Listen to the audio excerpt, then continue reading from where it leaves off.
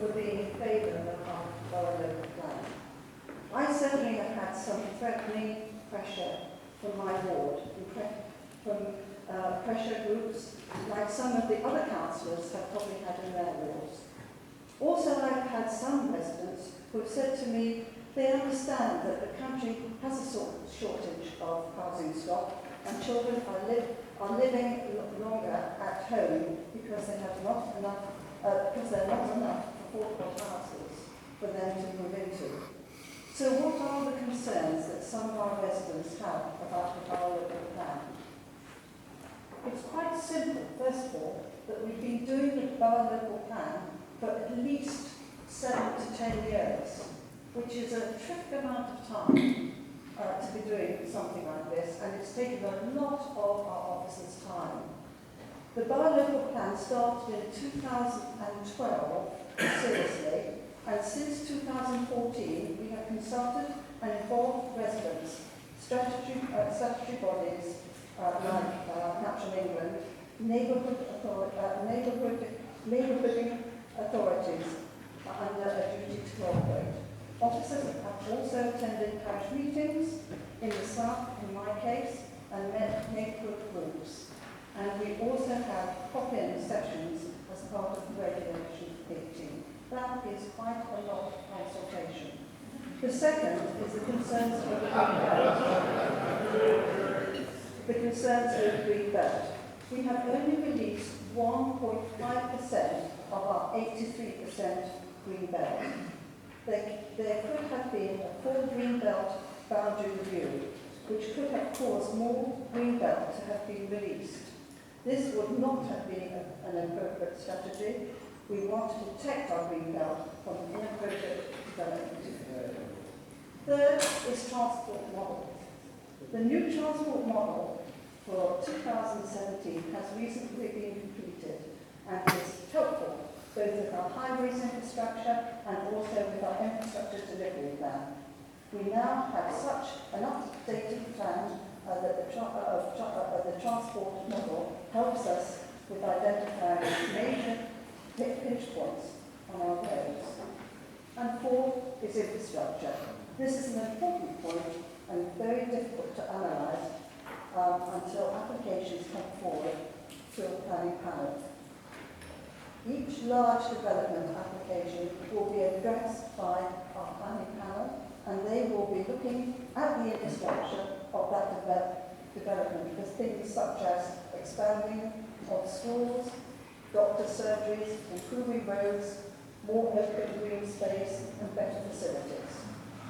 Mr. Mayor, the borough local plan and the housing asset needs of 712 houses a year is something that has been imposed upon us by central government across the country due to the national shortage of housing.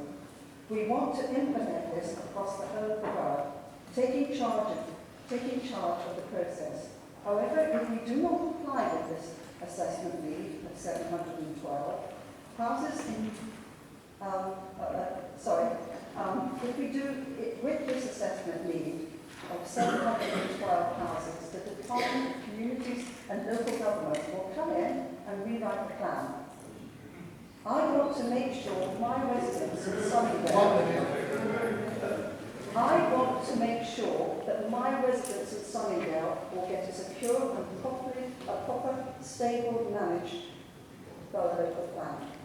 As I said in the beginning, if we do not go ahead with the plan now, someone else will organise our plan in the borough for the next 15 years who doesn't know anything about our residents or about the borough.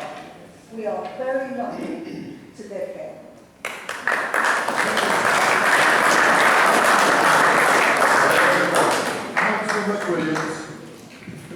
Thank you very much, Mr. Mayor. We'll also cover this with about how I'm giving this my brief, listening carefully to the views of all of my colleagues. Straight after our recent general election, there was sort of a flash analysis which said that big turnout of students led to the surprise result. The more detailed analysis we could go down to it showed that people the age of 23 to 39 shifted their vote. We wonder why. I think that's one of the questions that is hanging over after the general election. And I suspect it's because those people, of which I'm one, 23 to 39, grew up in the shadow of the financial crisis with low interest rates, unaffordable housing, relatively sticky and unmovable real wages. And indeed, a large number of graduates now only reside in non-graduate jobs, some 49% of people. And I'd ask you to try and think about experiencing that. Luckily for you that I do it for you, to have to experience how rather miserable it is to never be able to get onto the housing ladder. Now, whilst a lot of what I've discussed is beyond the remit of council, one of the parts of which is in the remit of council is housing. Well, the current situation in London and the South East is quite absurd, particularly in rbwm, where the average house price is £633,000. That is some 12 times the average salary of £53,000. And I have you know, I'll let you in a secret, I don't earn £53,000, let alone enough to buy a house worth £633,000. Now, for decades we have not built enough homes anywhere in the country, but most importantly here. I mean, recently we only built 3 affordable houses, and that's because of pipeline. All of the planning about the pipeline we have going forward. If we don't agree to this, there will be no housing going forward in the pipeline on the scale we need to require people like me and my generation and all my friends and family who are leaving the borough because they can't afford to live here to be able to buy somewhere. And this local plan represents a glorious opportunity to right that wrong. Any delay now will not only squander the hope of my generation to get to buy a house at some point, but also the 341 applicants on our housing register. 150 of them are in high priority band A or B. 69 of them are homeless or in temporary accommodation. 622 are in housing that doesn't meet their need, whilst 50 of the houses are in desperate need of key worker housing. I'm tired of being told by every estate agent and every bank that I can't afford to buy a house. I'm tired of living at home without my own independence because of the extortionate cost of renting. As Deputy Lead Member of Affordable Housing, I can guarantee to all of you who are concerned about the genuine affordability of housing, that I will do all in my power and explore all options to ensure genuine affordability. Not only because I find it desperately sad that my friends and family are having to leave the area I grew up in, but also because across the country there is clearly a problem with so-called millennials, 23 to 39-year-olds, of not being able to afford to buy a house, which is creating a massive disconnect between young people and the people that run them and the wider country. This can't carry on. We need to do something about it, which is why this local plan is so important. Now, to summarise, Mr. Speaker, I came into politics because I wanted to increase opportunities for all, throw down ladders. And I wanted to ensure that people who aspired to a greater level of life from which they came from had the opportunity to do that. The housing crisis can only be solved by building more houses.